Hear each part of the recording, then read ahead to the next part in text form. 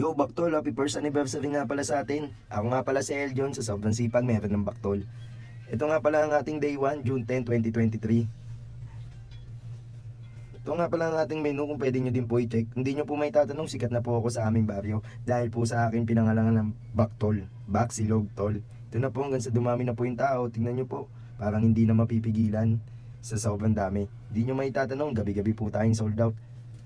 Nakakasampung kilo po tayo ng Java rice sa isang araw. At minsan mababa, 20 kilos of french fries po natin.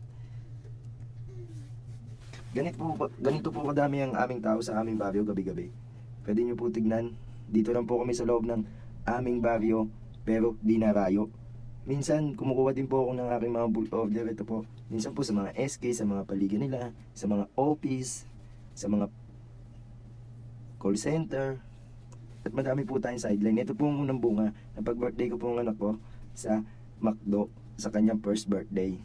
Pagtas po, ito naman po, nagkaroon po ako agad ng service sa loob na po ng 4 na buwan. Ito po nga pala yung first picture ko. Napabless ko na din po siya agad. 1 buwan pa lang. Siyempre, may halong rides na din. Ginawa niyo po si Father. Talagang blessed na blessed. Kaya sana po ingatan po ako ng ating service na si Charcoal.